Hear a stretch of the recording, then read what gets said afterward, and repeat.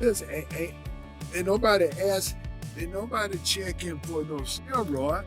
I said, he had quick hands, he was hitting. I said, why y'all ain't checking for steroid? He ain't checking steroid. And then, You think he was on steroids? of course, he was on steroid. Don't talk about is, how can Canelo. Steroids. Way responsible for the performance-enhancing drugs that are being used by fighters that fought in his gym. Specifically, off the top of my head, you have Canelo Alvarez. Canelo Alvarez had popped for clenbuterol. Boxing icon Evander Holyfield has stirred major controversy by openly accusing Canelo Alvarez of possible steroid use. With a highly anticipated Canelo versus Terence Crawford showdown approaching, Holyfield's explosive claim has fueled intense debate and widespread speculation within the boxing world. Best boxing fights of all time, in my opinion. So I feel like I'm 100% confident in myself. If Canelo was 100% confident in himself, I don't know why he wouldn't fight me. Especially since, seeing that everybody in this team is on steroids, which means including him, he never got off. You think he's on steroids? Of course. How do five people out of your camp get tested positive for steroids? All those fucking things in that camp. Although Holyfield has not outright accused Canelo of steroid use, he has consistently called for tougher penalties against fighters who test positive for banned substances. Back in 2018, after Canelo's positive test for clenbuterol, Holyfield argued that athletes caught using PEDs should serve jail time, suggesting a 30-day sentence to deter such violence. Alvarez failed a drug test before his big Triple G fight in May, and he's blending Mexican cows. All right, here's the deal. 2 months until the rematch with Gennady Golovkin on May 5th is going to be the big fight, and he's been taking drug tests leading up to the fight, standard operating procedure. This time, he popped for a substance called clenbuterol, which is a banned substance. As a matter of fact, it helps you cut weight. A lot of people use it illegally to cut weight while maintaining muscle mass. He is saying he did not cheat. He's not a cheater. I did not intentionally take clenbuterol. The problem is, I've been training in Mexico and eating contaminated cow beef. That's what he's saying. There's a problem apparently in Mexico where some of the cattle are being injected with clenbuterol, which helps cows. It's illegal in the United States, but some places outside the United States, even some places in the United States, will use clenbuterol to grow bigger cows, to up the protein content in the meat. And he's saying that what he had was contaminated meat because his training center is in Mexico and there's a problem with Mexican meat down there. He even issued a statement saying, quote, "I'm an athlete who respects the sport and this surprises me and bothers me because it never happened to me. I will submit to all the tests that require me to clarify this embarrassing situation, and I trust in the end the truth will prevail." So far, the fight with Gennady Golovkin is still on. He's still dead set on making that fight. Floyd Mayweather has sharply criticized the boxing world for what he sees as a blatant double standard in handling steroid allegations, particularly involving Canelo Alvarez. According to Mayweather, while some fighters face relentless scrutiny, others, like Canelo, receive leniency because of their marketability and star status. He believes this uneven treatment damages the sport's integrity and enables certain athletes to avoid accountability. Mayweather stresses that PED use is not only cheating but also a serious health risk, ultimately threatening boxing's credibility and the safety of its competitors. What we don't talk about is, how Canelo. Steroids. They don't talk about that. So we don't know. We really don't know all the fighters he beat. He could have been not clean in a lot of fights. Canelo, and the list goes on and on about athletes that's been cheating. Been accused of cheating or been proven? No, been proven. It's been proven. Oh, Canelo. It's been proven. And then Canelo talking about it was the steak that it was the meat that he was eating. So okay, now you eating. I guess you're eating steroid cows.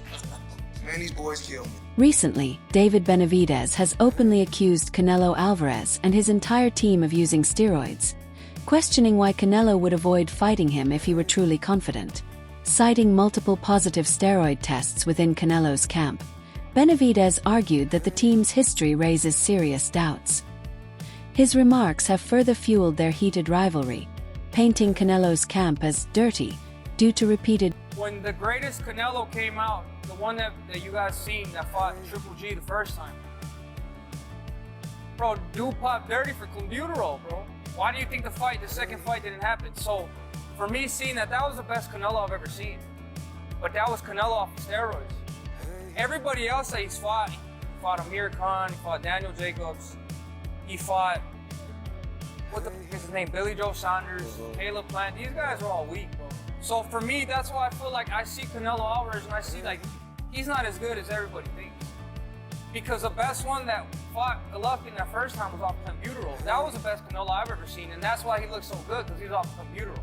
So with the Canelo, he even got suspended for like 7 months. So it's guaranteed. He's guaranteed. He said that he ate meat that was tainted in Mexico. I've talked to people. They said for him to test positive off a piece of meat, he would have had to eat. Eddie Reynoso's gym has come under heavy scrutiny following multiple doping allegations involving fighters he trains. Most notably, Canelo Alvarez, one of Reynoso's star pupils, has faced past steroid controversies. Critics highlight that several boxers from Reynoso's camp have tested positive for banned substances, sparking concerns about the gym's environment and oversight. As Canelo readies himself for his upcoming clash with Terence Crawford, many are closely monitoring his rapid and noticeable serious accusations about his gym. And the accusations are that people, or at least the implications are, that he is the one that is providing performance-enhancing drugs or is in some way responsible for the performance-enhancing drugs that are being used by fighters that fought in his gym. Specifically, off the top of my head, you have Canelo Alvarez. Canelo Alvarez had popped for clenbuterol 2 times. For Fahim Satur, I'll say that he did it 2 times, even though I think it was for the same fight. But Canelo Alvarez popped dirty for clenbuterol 2 times. You have Luis Nery, who had tested positive, but I think Luis Nery tested positive before he was with Eddie Reynoso. Then you have Ryan Garcia, who popped dirty after he left Eddie Reynoso and went over to Derek James. And then you have Oscar Valdez. Oscar Valdez popped dirty while he was with Eddie Reynoso, but at the time he was still allowed to fight. You also clearly see that you have an issue with the fight that's coming up with Canelo Alvarez and Terence Crawford, in that you have one guy that tested positive and you have another guy that looks like he's using in order to get up and continue to climb up weight classes. You know, at a certain point in time, and this is something that Rolly Romero has said, at a certain point in time, your body just doesn't do that. At a certain point in time, your body just doesn't do it. I'm 6'2", 200, and should weigh about 210. Yeah, closer to 250, but I should weigh about 210. I'm not gonna get up. If I was 210 now at 50 years old. Many boxing analysts point out that naturally gaining significant muscle mass in one's 30s is especially difficult. Yet, Canelo Alvarez's recent transformation, appearing noticeably bigger than in past years, has sparked skepticism about the legitimacy of his gains. This suspicion is amplified by the doping controversies tied to Eddie Reynoso's gym, where Canelo trains. With multiple fighters from Reynoso's camp testing positive for banned substances, critics are questioning both the integrity of the training environment and the methods being employed. If I'm juicing, for a 30-year-old, right, you remember, your body grows, men's body can grow in height and length up until you're to the extreme in your 20s. By the time you're 20, your height and all that stuff is there, right? Your height and your length. In your mid-20s, you know, by the time you're 29, your musculature is pretty much there. It gets harder to gain and put on muscle after 30.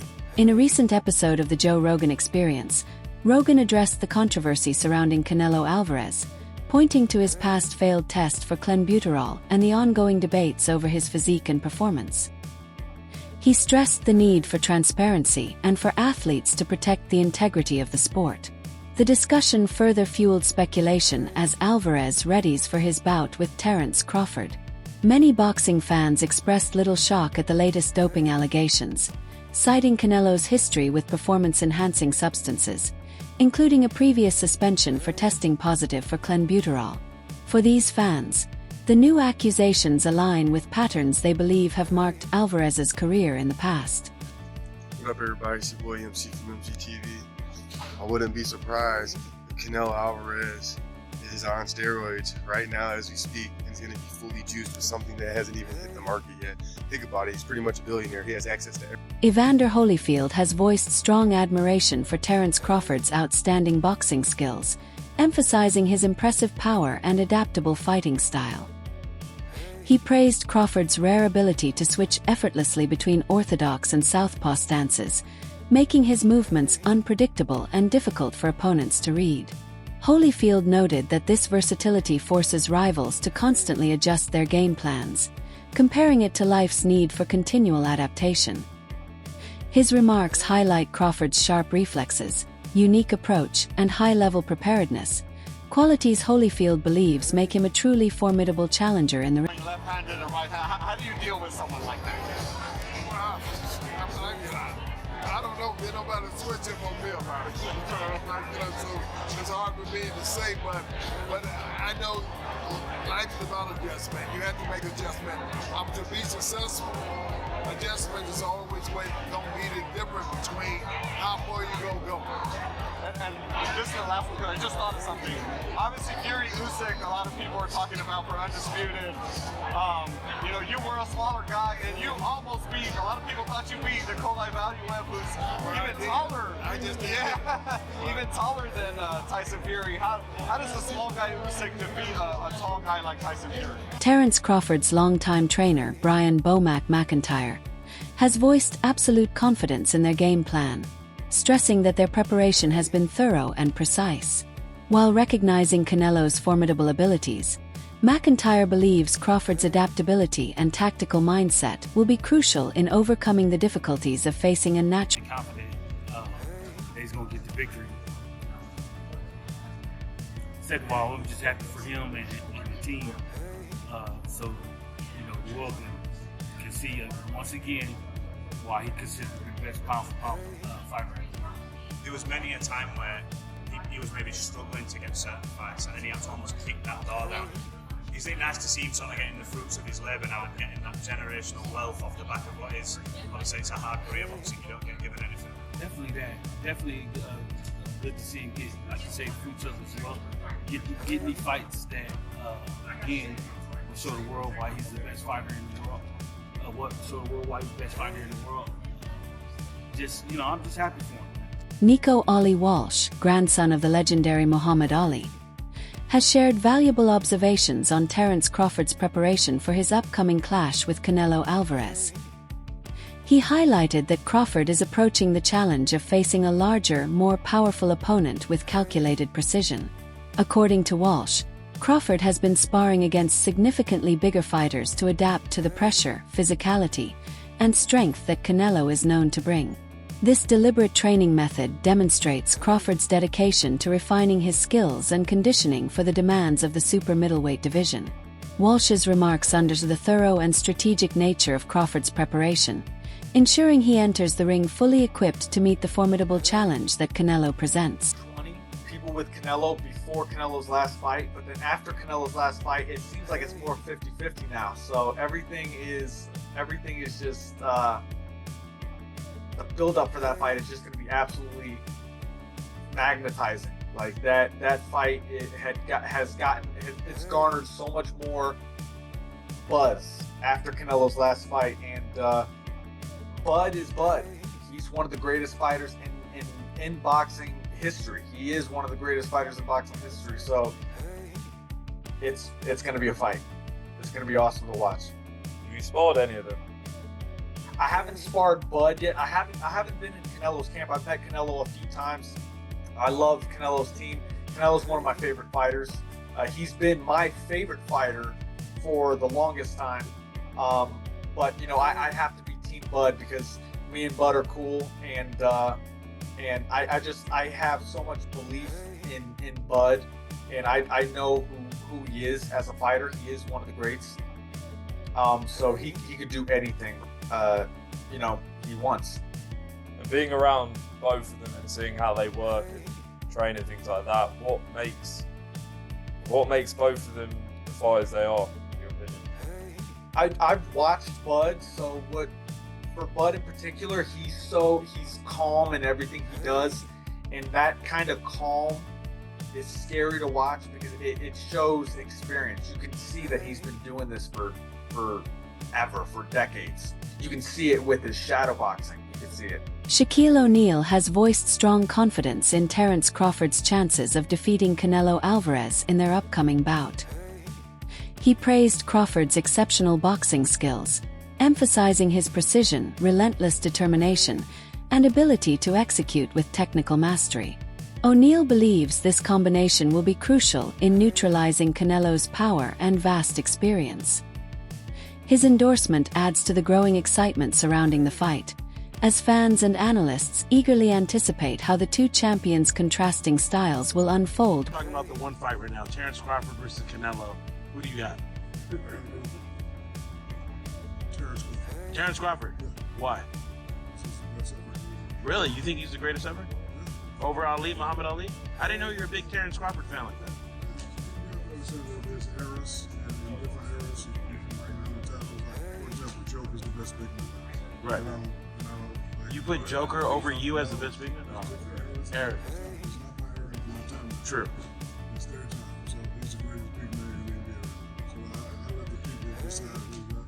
But right now, Terence Crawford is. So and Floyd has never lost. So how does Terence beat Canelo? Decision, or he's gonna knock Canelo out?